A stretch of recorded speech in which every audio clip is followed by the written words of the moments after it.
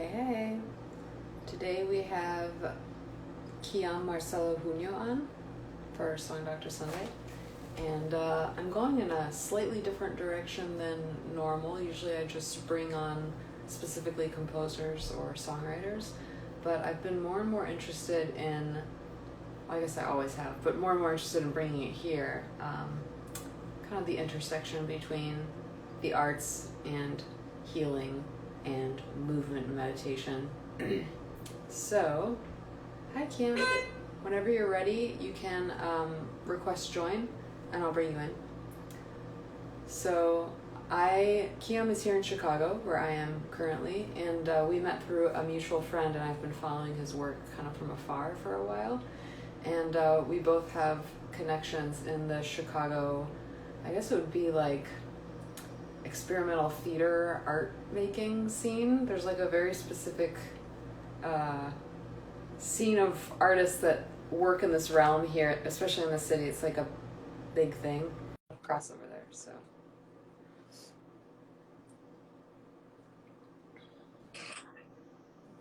Hey! Hi, How are you? I'm well. Can you hear me all right? Yeah, I can hear you.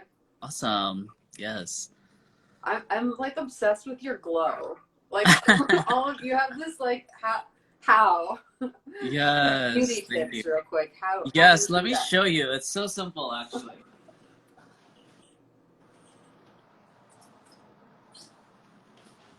All right. So all I do are two things. I have this Fenty Beauty blonde. It's called blonde, but Okay. it's just like cream stick. Uh-huh. And then you put it on, and then you just like rub it in, and then get that really nice glow Okay. wherever the highlights are. And then I also have a little gold pencil here that I add just like at the tips. I love it. I'm sure that's one layer of the glow, but I think the glow is many layers deep. So I think that Oh, thank we will you. discuss the layers of glow. Yes, that takes a while to build, but it's worth it. This has been, I'm really happy you're here today because it always kind of seems like however my guests end up like in the line, it's like perfect that like that's the perfect person I need to talk to that day. I always end up. Amazing. Yeah, so I'm glad you're here. I Yes. took your workshop the other day, which was cool. I know you have on your site, you can sign up to get a free workshop with you. And Yes. that was really cool. So it was nice to see another person that's really in like working with embodiment. And I've never seen one of your shows, but I went on your website and kind of like looked at some of the images, and I feel like there's a lot of crossover. I worked in that area. Like I did an opera for Erica Mott and Ryan Ingebrigtsen. Oh, awesome. So I know that scene very well, and we toured with that opera, and like, so Wow. Christopher Knowlton too is very much in that group. Mm-hmm. But I feel like I think that there was something actually about that. Like a lot of your pictures were kind of taking me back to that time in my life, and I was like, I think that was kind of like a split for me where I was coming out of the conservatory, and then all of a sudden people started, but I was a dancer, so it's not like I didn't know what my body was. Okay. But all of a sudden they were kind of explaining to me something about embodiment in a new way. Ah. So it was more like center ground, like I feel like I was raised in ballet and then moved through different kinds of dance, but really like very strong in ballet. And that's not necessarily ground and feel your breath. That's like hold everything together and like flawless, which is not the same thing as embodiment. Right. Oh my gosh, that's a really great way to put that, because I don't know if we think about that a lot, because I agree with you with the differences in ways of embodying. One is like kind of fitting the mold and proper technique, proper form, and then on the other end there's like the freedom and expression. And of course it's always a little bit of both, right? Like even in ballet there is the freedom of expression with the technique. But the dance form that I practice or that I'm most inspired by is Butoh. I love Butoh. Yes, which places itself in opposition to ballet by philosophy, in the way that ballet And Western philosophy is all about reaching for the sky, like God is above and we are below, and we are always, always trying to reach higher and higher, be lifted off of the, out of the Yeah. profane situation of the earth. But Butoh considers God or creation coming from below, and that we are always connected to below. So it's more of a relationship with gravity, more of a relationship with your weight, with density. It's really more earthbound, and that's what I so love about it. I would love to figure out, this is like my current conundrum and obsession. Well, it kind of has been for a long time, but I'm in the middle of writing a new record right now. And I think anytime mm, you're in the middle of a new project, you remember how difficult that process is and like mm, how much assistance you kind of need emotionally when you're mm, making a new creation. And yeah, by the time you finish the creation, then everyone gives you good feedback, and you're like, "Oh, that was so fun. Let's do it again." And then you're in the middle of one again, and you're like, "Oh my god!" Like everything, like existential crises. Like, yeah, what is the story I'm wanting to tell? And I had like, yeah. I think it was on Thursday. I was supposed to have a recording session, but I ended up missing it because I just the stuff that I had. All of a sudden, I was like, I don't know if this is the story I want to tell. I don't know if this is what I Mm, actually, because we get so wrapped up in like narratives that we don't even realize we're creating or that yeah. we're recreating. Repeating, recreating. And especially with songwriting or narrative art forms, Yeah, I kind of had this, and I think it's an energetic thing too because it has to do with embodiment, where you can feel when you're making something new, like something's not quite right, and then it's mm, like you can't access the flow mm, of good ideas that will just come. Like if you kind of are open and you have kind of the right vision and things click in place, then it's like effortless. And that's the yeah, place we all want to end up in. yes, So like the work I feel like is to do that thing. yeah, But it's not an easy path toward what that is, which is why I yeah, think speaking to you today is going to be so great because I feel like that's kind of what you help artists do. And it's not the obvious thing. It's not surface level. mm, It's not like, oh, fix your form to be this instead of this. It's like there's mm, some like deep digging to be like, okay, well, why is that the story you're telling now, and why do you feel like that it's, mm. you know, I don't know if you have if that has inspired you to say anything on the subject. Yeah, oh my gosh, so much. I don't even know where to start. Um, yeah, it's a question of well, it's a question of like inspiration. Like, is the inspiration coming from within, or is it like an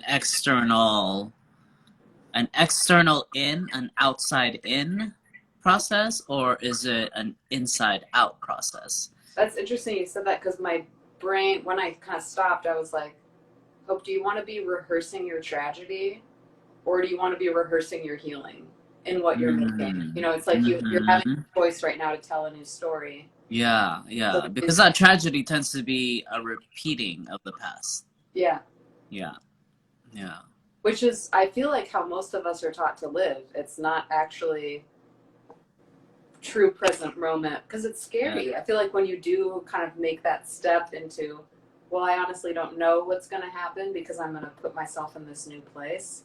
yeah, Wow, is it terrifying? So I feel like I'm like on that precipice. yeah. I hear you. And the funny thing is, like, that's the domain of the artist, is that unstable, kind of chaotic space. And that's kind of why people turn to artists, because we're out there at the edges of culture, at the edges of known reality, exploring this shit.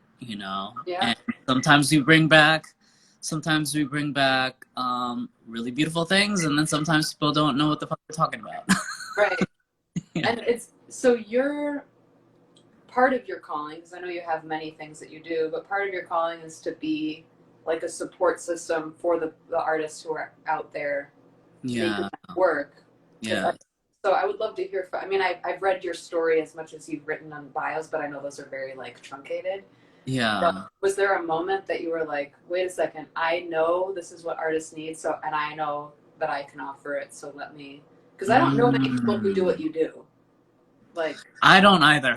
yeah, in fact, you might be the only one. Like, I know that there are coaches, but they're different. Usually they're more like mindset and not to put down mindset, that's important, but like, Yeah. it is kind of surfacey. Yeah, I think that's a lot of things. One, like coaching is still a new domain. It's still a new domain that's really building itself right now. Yeah. So as it's doing that, it's the people who are claiming the title as a coach are coming from all different types of backgrounds. So True. they're bringing their own unique perspective into things. Where was I going with that? It's 11:11. I love it. Well, let me set up a scenario. So Yes. let's say that I have just hired you as my coach, which I'm actually considering doing. Oh, and this is like my honest situation where I'm like, I set up aside all this time and I set up this structure to create this new work, and I got about a third of the way in, and then I'm like, whoa. Like, I don't, like, I think the thing that came is like, yeah, are you rehearsing your tragedy? Because there's a certain type of story that I know the archetypes, I know what people kind of almost expect to hear. I kind of know the tropes, and so it's easy for me to fall in. And then when I listen to other people's music, even if it's music I love, I'm like, that's a trope. I don't want to write that. So like, especially from women's perspective, like my big calling is expanding the stories that women are allowed to tell, which are actually very few. Like, kind of the stories we're expected to tell are like, I'm so lonely, I miss you so much, please come back to me so I can live. Oh my gosh, so true. And a couple of variants on that, or I'm a completely crazy bitch and I'll kill you if you come near me. Like, there's kind of like two general options. And that's super unfair. And like, until you kind of hear other options, you don't kind of think. It's very weird, but it really like sits in your subconscious where you just don't even ask for other options. Yeah. You know? I've had this conundrum in my head. Yeah. What's that? I was saying, as a writer, I feel a lot of responsibility, not only toward myself and my own life, of like, because it does start with you. I think that's the tricky part as an artist, is you're like, maybe no one has asked this question before, but you need to ask it, and you need to have the bravery to like go where the answer might be, whatever the answer might be, because you don't know. Like, sorry, go ahahead. No, I hear you. And that's definitely been my journey as an artist. Is like, I haven't seen anyone, I haven't seen anything that's like exactly what I'm trying to bring into the world, which makes me think that I have to do it. You know? Yeah. But I was saying also, this is part of the conundrum that I've had with songwriting and pop music for pretty much all my life. It's like, I think I realized as a teenager, like, wow, all of these, because I was writing prolifically. I was writing songs like every day. But when I stepped back, this was in high school. When I stepped back and actually read what I was writing, I was like, wow, this is all derivative. This is all just repeating these same stories that are in the media that I'm told that I should feel. And that told that I should want, and the same tropes. I was just repeating all these like pop R&B tropes in my writing, and I was like, wow, do I actually have anything original to write that's not this?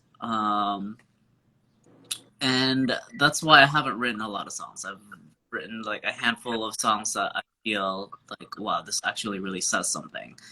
And those are rare moments for me, because it's not a daily practice.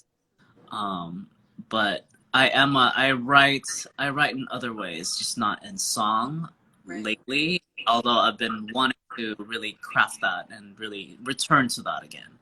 So that's where I'm at with songwriting. It's so powerful, because like, it's basically mantra. I feel like songs have this special ability to seep into your psyche, because they are they're like hypnotic mantras. Definitely. And Yeah. so, and I feel like that is even more, I feel even more responsibility because I'm like, wow, actually the method of delivery is so powerful that if Mm. I'm not extremely careful of what I'm trying to get across, Yeah. then you can actually do a lot of damage without realizing it. Even like Yeah. we were talking about, the example of the song of like showing the same female trope of like, I miss you, why don't you come back to me? I'm nothing without you. Like Yeah. that's poison. That's poison.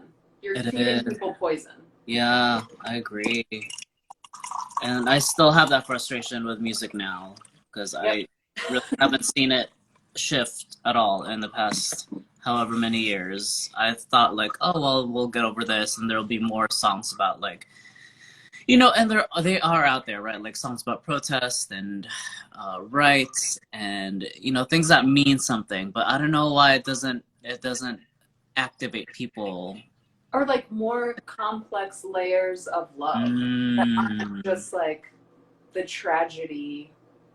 And I'm definitely guilty of writing about the tragedy of love, don't get me wrong, but like yeah, yeah, just more complex layers of understanding humanity and where people are at and what we're really feeling and what, I guess, nuance to me. I miss yeah, nuance. And I actually remember when I was like 5 years old, I've always loved songs. Like I just memorized that from hmm, young. I just always was memorizing and like repeating and stuff. And I remember having this thought when I was 5 when my mom had the radio station on it. And I think I asked her out loud, I was just like, why are all songs about romantic love? Like, doesn't anyone have anything else mm, to say? I mm. know it's a powerful force. So, but I still kind of, I'm like, that was actually a very good question. I should listen to my 5-year old self. Yeah, yes. Um, Layers to experience, I guess, so that we're not just like de- so. yeah, I feel like it's so easy to manipulate all of us too when you kind of like convince masses of people that like your existence is about like lust and romantic love or like working really hard to get yeah. cash. So like cold That's hard that's easy to cash. commodify. It's not Yeah. complex, and emotions are complex, and they relate to one another. I want songs about like, oh, I have these images of songs, sketches of songs of like, oh, I feel this way about you, but this is really about my inner my inner trauma and like my Yeah. abandonment issues. It really isn't about you. I'm just repeating patterns that I've had all my life. Like where are the songs about that? Like really owning um self-study and self-knowledge and self-inquiry. Yeah. I love that. The inquiry. Hmm. Great word. Yeah. Oh, and I guess kind of looping this back to what you were asking earlier around like helping artists do that, Yeah. right?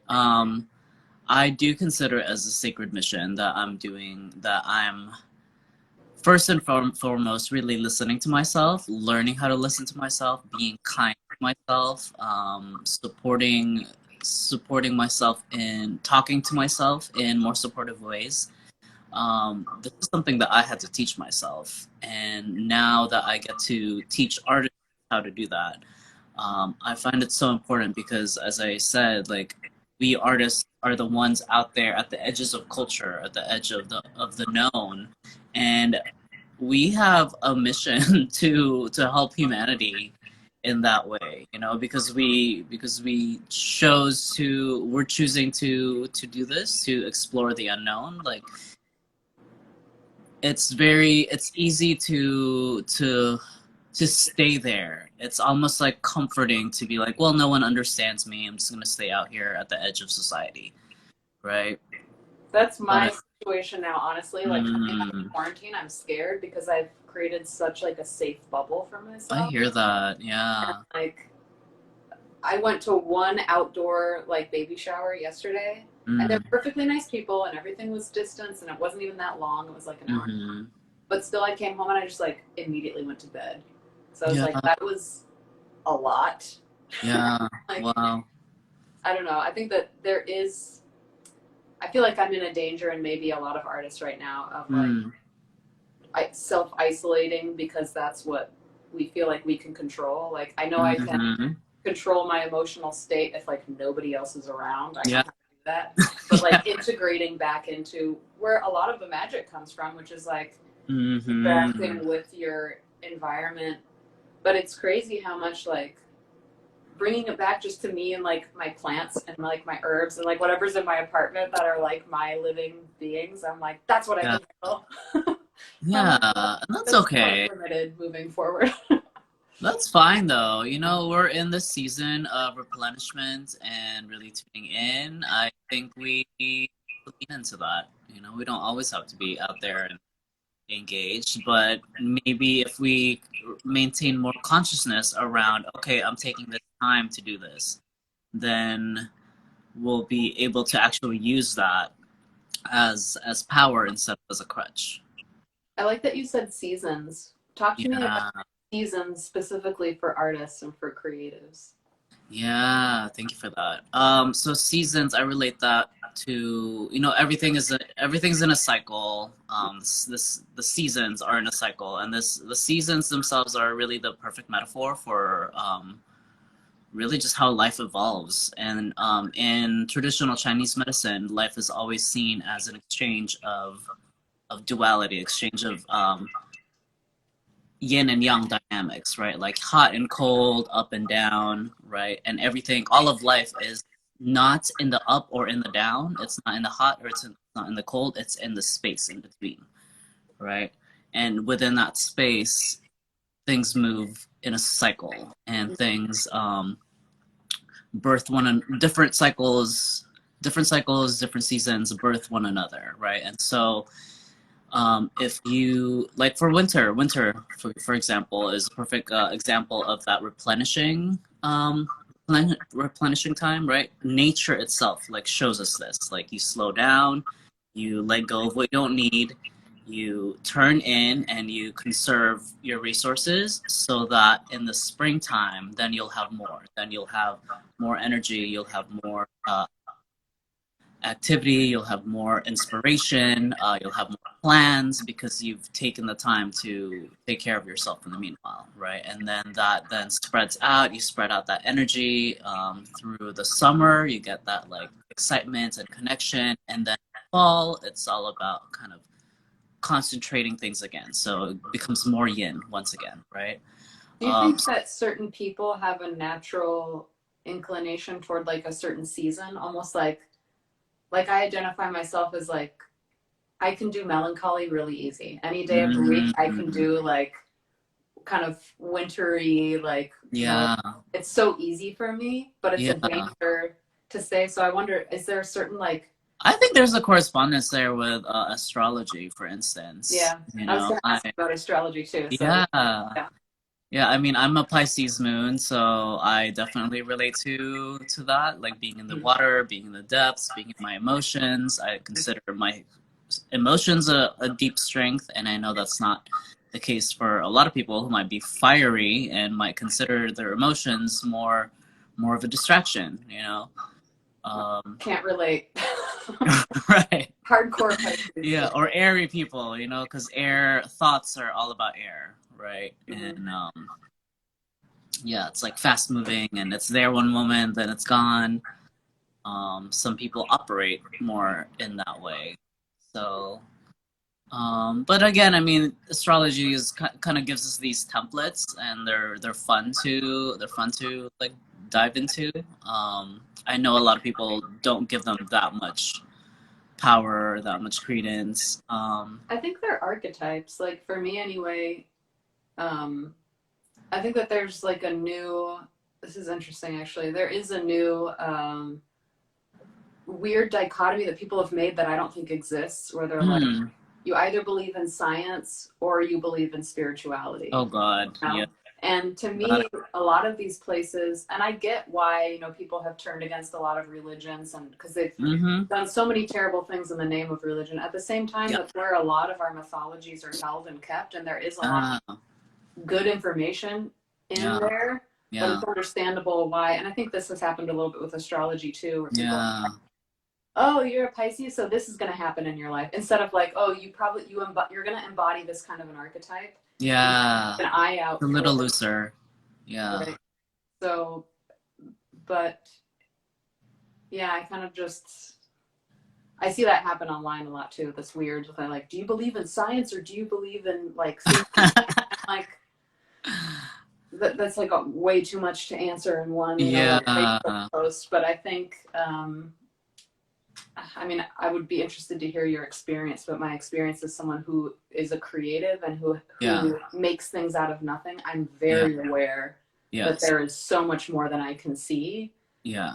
Because I experience it while I'm making something new. But Yeah. there are times in my life where I've had to like, hustle and buckle down and just like wait tables to pay back bills that I owe and like, just kind of focus. Mm-hmm. And in those moments, I do think that I lose I kind of start to question. Mm. And then I start to like, well, no, none of that stuff can really exist. And that like life is just about like, you pay your bills, you show up on time, you do your best. And like, so I think when I'm isolating myself from really being a creative and making something new and opening myself up to that place, I can become very skeptical. Where, like, prove it. But then I am not putting myself in a position where it could be proven. So then it can't be proven. It's like if you don't show up, Oh my have gosh. a prayerful moment, Yeah. then those things can't come in. So Right. that you can easily be like, well, I didn't see it, so it's not there. Yeah. Oh my gosh. That's such a big question. And it's one of those things, it's hard for me now to talk about duality and feel like I'm one or the other. I That's mean, a big thing for you, right? Is you don't like the whole thing about like it's you're this or that. more than one thing. Right, Yeah. right. Because life is always that complex. Mm-hmm. And I think the more that we lean into it, the more that we can open up those parts of ourselves that are both or that are neither, Um, How do spirit. you walk people through that, or how do you do that for yourself? Even how did that start to? I mean, I know some things you were naturally born with. You're like, well, I got to figure this out because this doesn't. Yeah, it came from facing pain. I would say it's from facing pain, from realizing that I was putting myself in painful situations where I had to choose one or the other, and or act, or even within myself to see myself as, okay, I'm either a really good person, like upstanding citizen, and cares for the world and is really caring and lovely and all of that, or I'm a total shitbag who lies to people and who pretends to be someone else that I'm not, and that people shouldn't trust, and it was like one or the other. And I was like, why do I only limit myself to these perceptions, and they're both painful and hard to sustain, and connecting that with my gender expression. I was like, I have to live. I have to live in the in between, and I have to explore that space because society tells us that we're supposed to be one or the other, and I don't think that's true. I don't think anyone is one or the other. These are just like guidelines or prescriptions that keep society functioning on. Just keep society running, right? But that doesn't mean that we have to fit and fall under that all the time, How did you start to unravel that? Or I mean, these are things I don't know so much of. I mean, I haven't even like begun to touch the subject, but I'm aware that things are shifting a lot, and for a lot of people. Yeah. For me, it took a lot of questioning of what it was that I held important, and really shining a light on it. Like even something as like as lofty as like beauty, right? Aiming to only create beautiful things, for instance, or only trying to appear beautiful in my dance, my movements, right? Like I noticed that I was doing that, and I was like, why am I putting such a price on beauty? What would it look like to explore the opposite of that, and then see how they interact, right? So I started. So Buto is a really great practice to get really ugly with your movements. Yeah. And that I think really opened things up for me. Like, oh wow, I have all of this other space to really play with and to get to know about myself, about the world. Um, That's interesting because I always think of Butoh as like a feminine quality because to me mm, it's very process. It's like we're not getting where we're going anytime soon. So it's mm, all just like embracing process and kind of this ah, uh, letting go of decisiveness almost, even though it is love very that. Yes, specific action. There's yes. not like it's not a clear directive of like from A to B as efficiently as possible. Mm-hmm, mm-hmm. Yeah. Usually Which with I think I immediately think, oh, beautiful. Anything, anytime I think like process, we're not trying to get from here to here. I'm like, oh, yes, I agree. I agree. Yeah. Um, I keep meandering on these on these that's thoughts, and I think fine. that's okay. Yeah. Uh, I would love to hear just more of whatever comes up for you too. I mean, there's so many subjects that all I think will kind of like form together, but mhm. I think that as a creative, especially right now, I mean, hopefully people are asking this. It's not just like, oh, when are we going to get back to normal, you know, but like, Mm, hold on.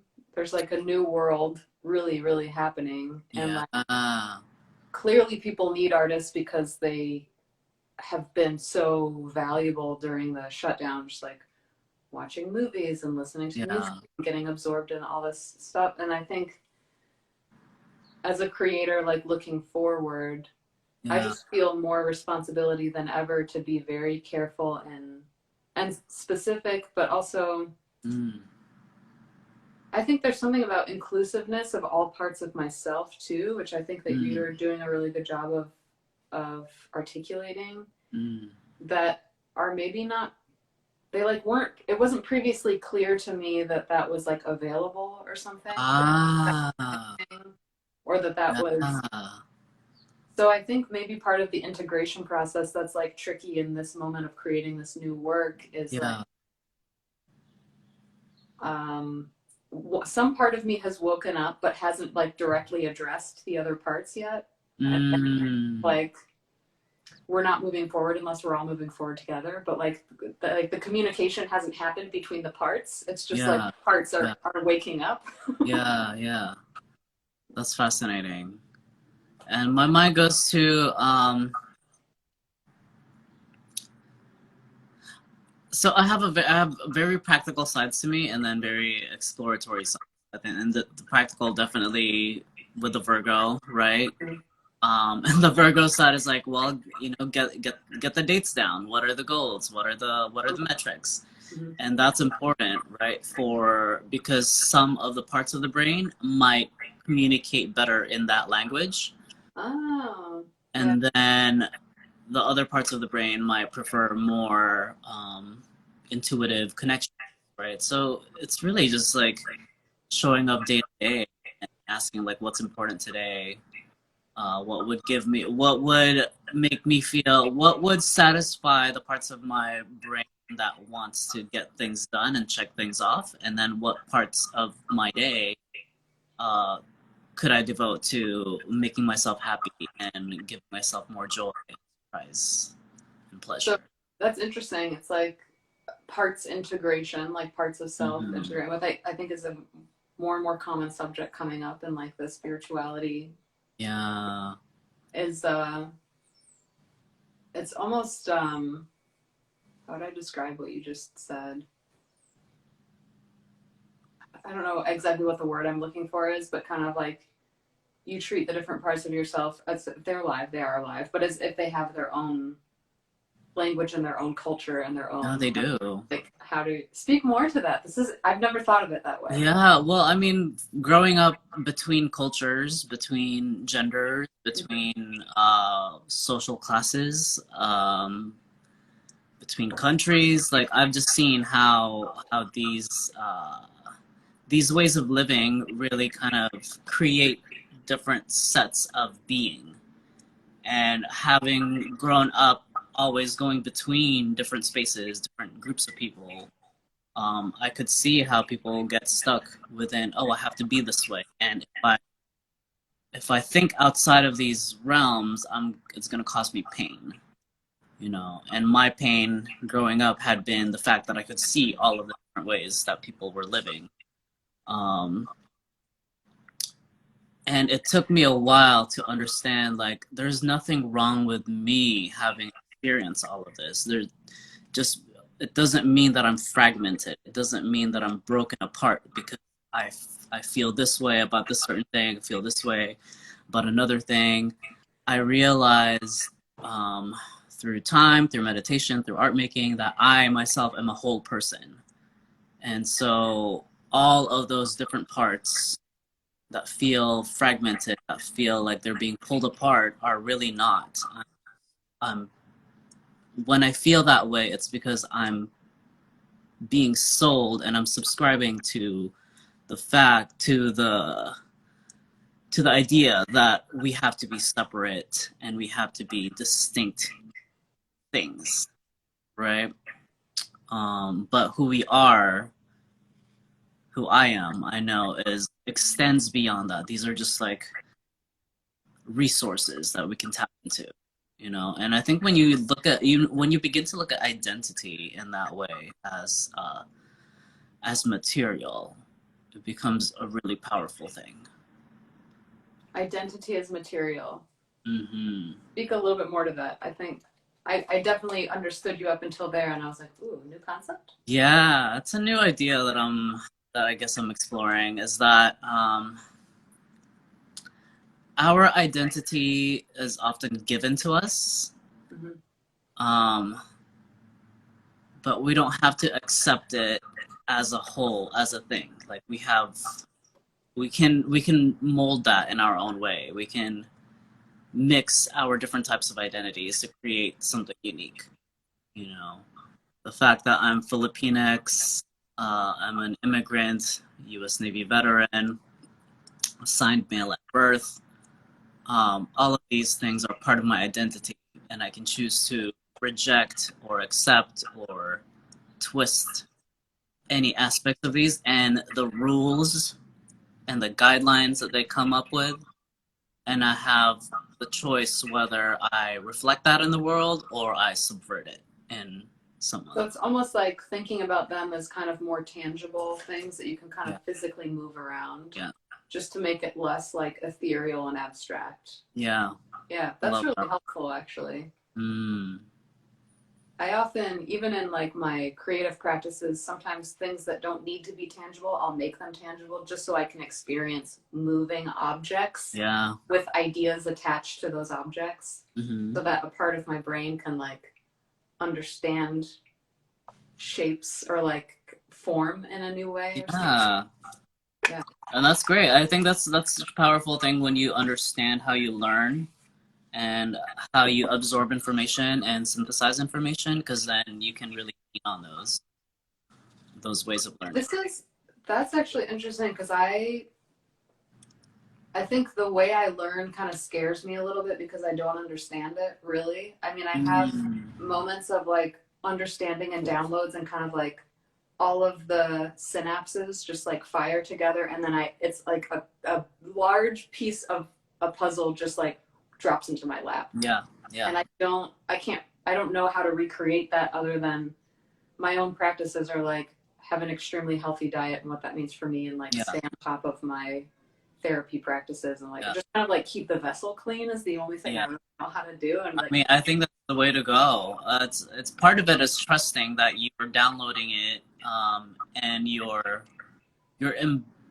embedding it and embodying it, and there's no need. I think it's such an ego trip to be like, I need to get it down now, I need to get it out now, you know. It's like, no, you don't. Like you've downloaded this chunk of information from the universe, and now you have the rest of your life to really let that out piece by piece.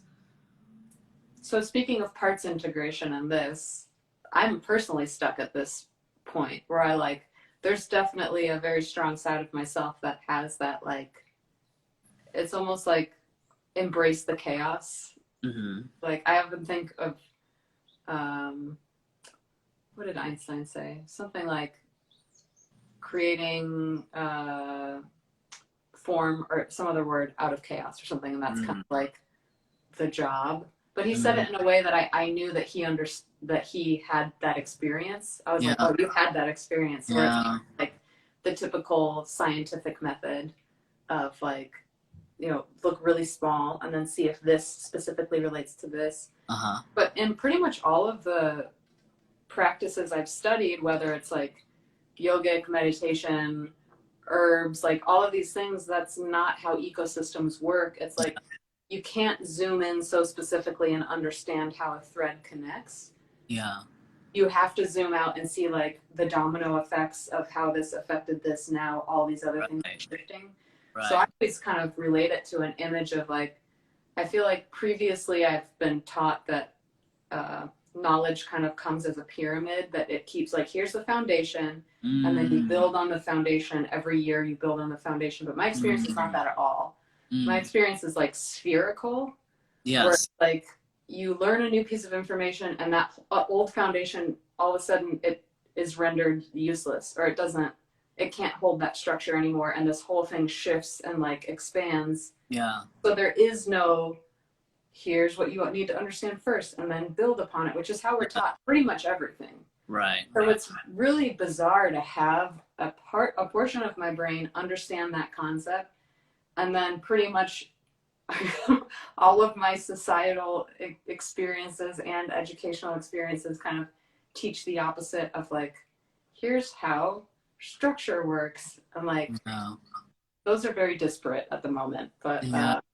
Yeah. I mean, it's really looking at things. I think they can be the same thing, and I think there's a way to look at it as one thing, and that's to, when we look at things as like building on top of each other, it's often a very 2D representation. yeah, Right? yeah. Whereas if we look at it more in a 3D way, right? Really, I look at it more as like we are building foundations, but it's concentric circles, concentric spheres. Mm-hmm. And within, as you evolve and you grow like another shell outside of that, right? Like what's inside then becomes chaos, becomes like one ball of thing. Mm-hmm. And then you feed from that, and then you grow more, and then you grow more, and you grow more. So I think there's ways to look at it both ways. It's just making me realize how much more support like creatives need in their, because these are all just things that like will just go on in my head by myself forever and like drive myself insane because yeah, I guess you forget to remember that you are also part of this larger experience, that we're all kind of shifting together. Mm-hmm. We're all having this like massive perception shift. Yeah. But it also creates, I'll find another word for this, but it does create kind of like a weird dichotomy or duality of people who want, are kind of like moving in this direction, and then those who are like pushing against the direction. But that friction or whatever it is actually really useful and kind of like the force that makes change. Weirdly, it's not like the ones moving or the ones not moving that make change. It's like the friction between the two. Yeah, definitely. Yeah. I love that way of looking at it. And really, when we're moving, we're always moving towards and against something, even if air pressure. Speak to me more about actually using, because your workshop began with like physical movements, which I would not expect. Most people just do like, okay, now take a couple deep breaths and like imagine. But you're like, no, we're moving through shapes. I was like, oh. And I try to bring them into, like when I'm doing recording sessions or things with artists, I try to have them move their bodies, and people get really uncomfortable.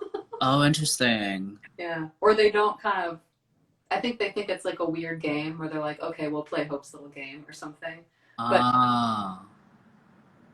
I don't, like, I know just from singing and moving versus singing and holding what a difference that makes and how much you can open up. And yes, I keep, even in my more like mental sphere. If I'm out on a walk, my thoughts are more clear than if I'm just sitting, typically.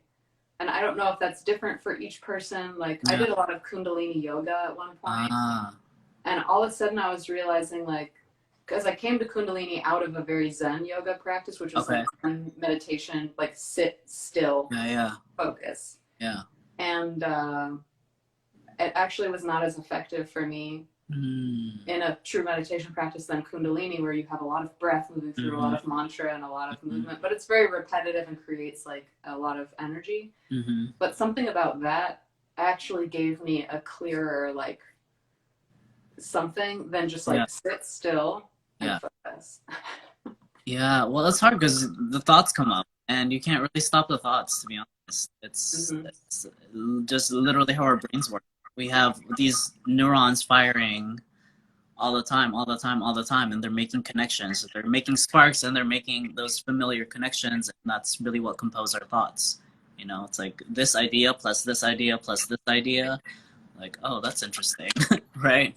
Um, I've actually recently tried to think, like, to have more compassion for my brain, because I'm yeah, like, your job. Your job is to think thoughts, and you're just doing your job. So good job. exactly, exactly. And I think when we add the pain of like, oh my gosh, I'm thinking too much, or like, oh my gosh, I shouldn't be thinking about that, or I'm being too distracted, then we add a whole other layer of pain to that.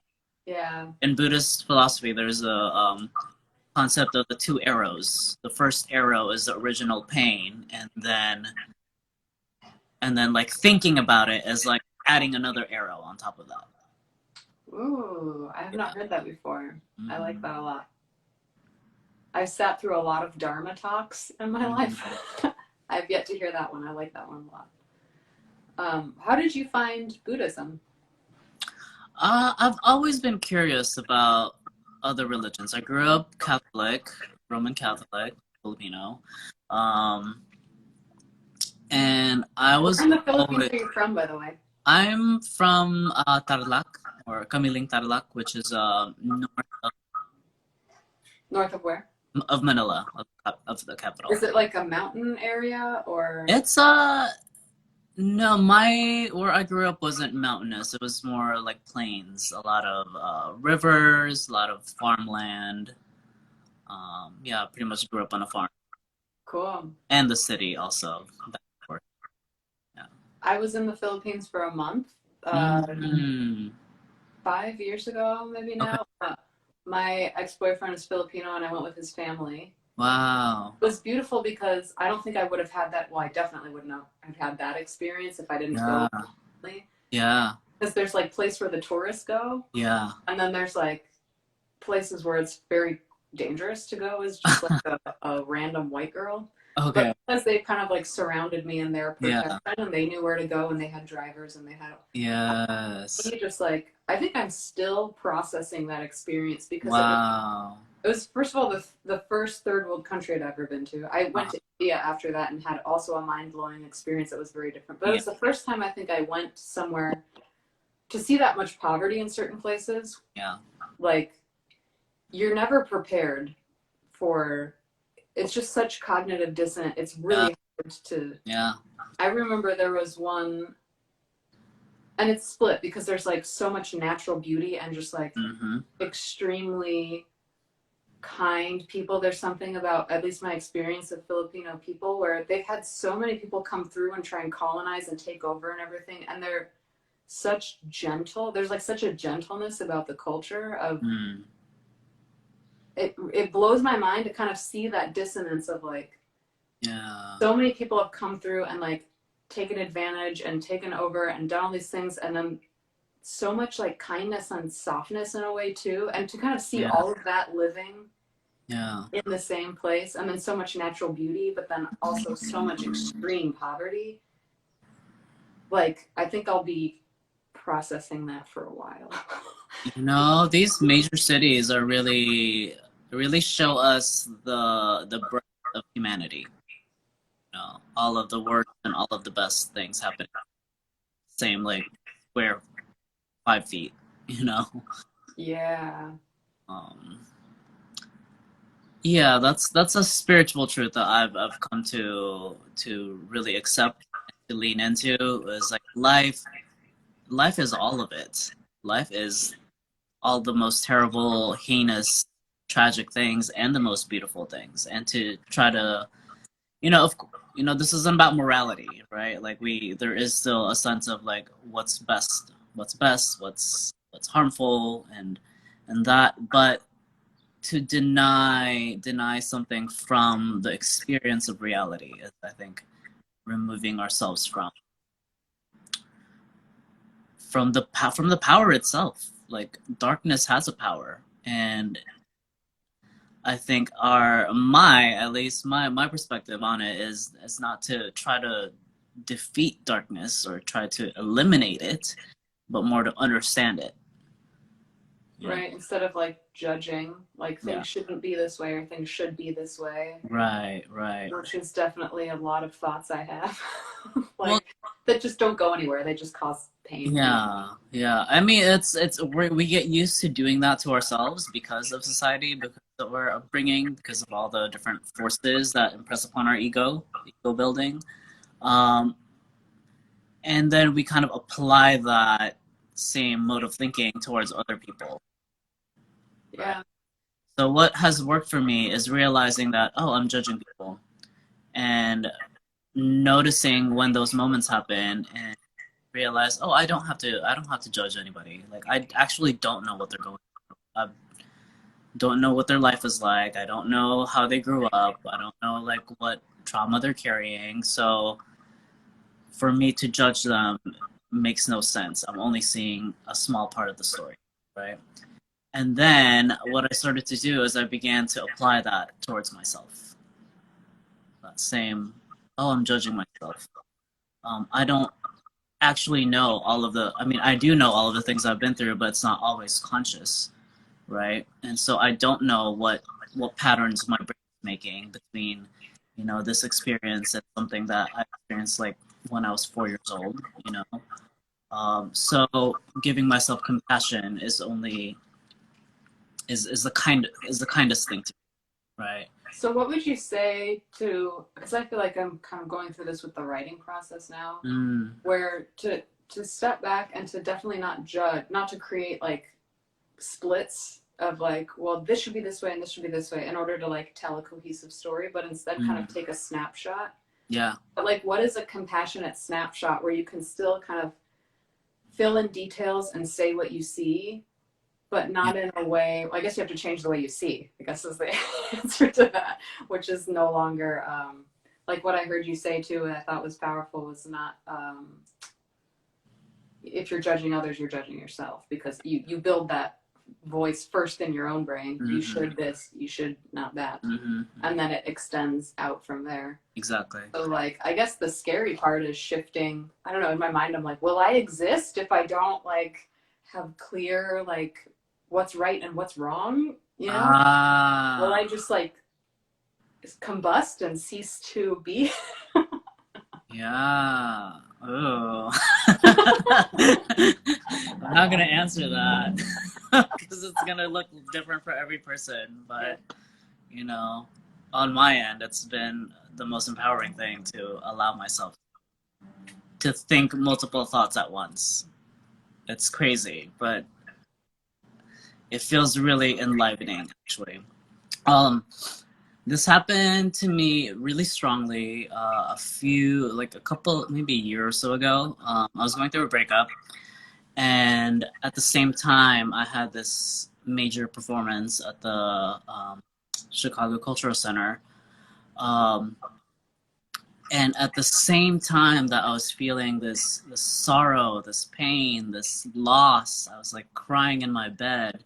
And then at the same time too, I was so grateful for this opportunity that I have to perform in front of people and to share my artwork and to work with collaborators who really supported me. Um, so I was feeling at the same moment this deep, deep pain and this deep, deep gratitude and pleasure. And I was beside myself, like crying and then laughing, crying and then laughing. And I was like, oh my God, this is what it's like to be alive, to really feel the heights and the depths of who you are and the things that you feel. And that, yeah, that moment still, yeah, it's like that was an awakening for me. Like, this is life. Life is all of it. So it's kind of like you expand your capacity for cognitive dissonance and you expand your capacity to feel. Yeah. Just by, I don't know, like holding a bigger Exactly. foundation or something. Yes, yes. Man, that's so, it's, what's beautiful is, so it seems to me like, you know, the artist's job or even the human's job, the person's job is to not only live on this edge that you're speaking about, but kind of like be able to hold all that this life has to offer in one space without splitting. Yeah. Yeah. And so there's this thing about holding space, and then your job or your request is to hold space for the space holders. I like that. Yeah. Thank you. Yeah, that's amazing. That's gotta go Take on. it. Yeah. Very quickly, do you want to tell people where to find your work or how they can engage with you if they are interested in working with you further? Lovely. Yeah, sure. You can find me on my Instagram at I am Kiam, IAMKM, or on my website at mahalhealingarts.com. That's MAHAL healingarts.com. And tell people what mahal means. I hear this word all the time in Yes. Filipino circles. It's so beautiful. Sure. We don't have like a word like that, really. Oh, well, mahal is a word that reaches back through the centuries. It means great. It means grand. It means like a hall, like the Taj Mahal, right? It means like precious, and it means love, and it also means expensive, like valuable, right? So I love all of those meanings of the word, which is why I named my practice Mahal Healing Arts, because I want it to be expressive of all of those feelings, like a home within yourself, yourself as grand and palatial, you know, and like your thoughts as expensive, you know. And yeah, expensive, expressive, and valuable. Yeah. I love that. Do you want to end with like a guided meditation of your choice, or? Yeah, let me share. I'd like to share a little bit of what I'm working on, quick, in case people are interested. So I am I'm launching a coaching program, an 8-week coaching program on the imposter syndrome. So helping people to come to terms with how it's really a mask to things. Like when we say like, oh, I'm feeling imposter syndrome, I'm feeling like a fake, I'm feeling like people are going to find out. It's usually a mask that covers a lot of other things underneath. One being like being disconnected from your body. The other being these like repetitive thoughts and stories that we create.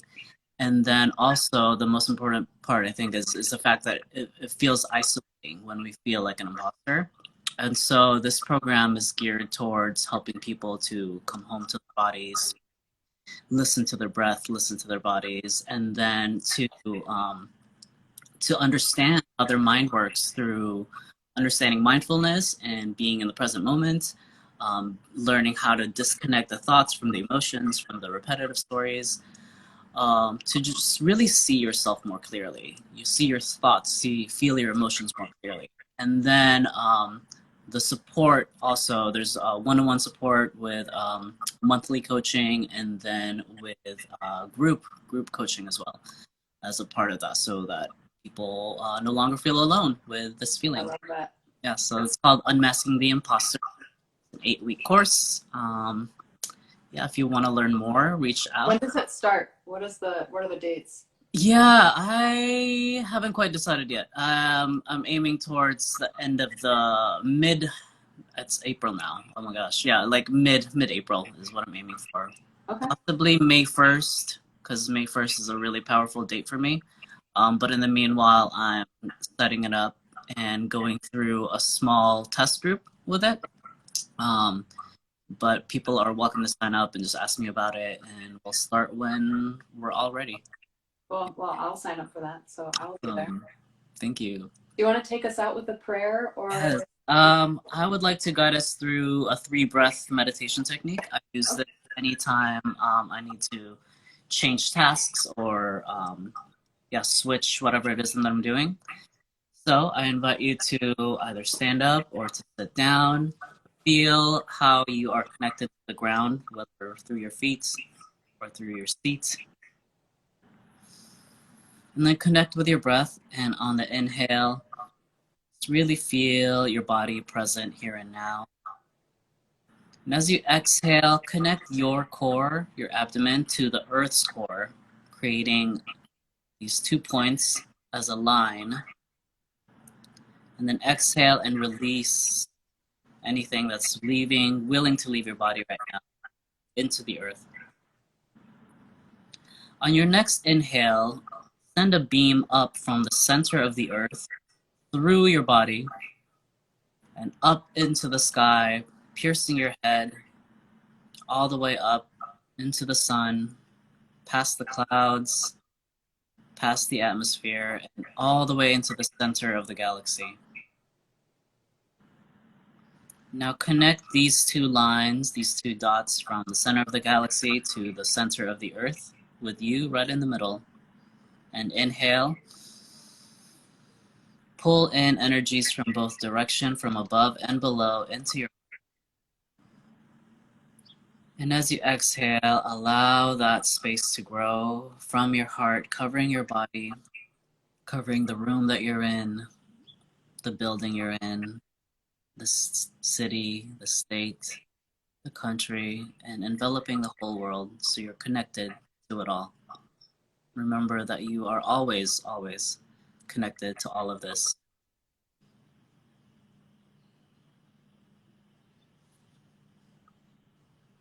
Take another deep breath in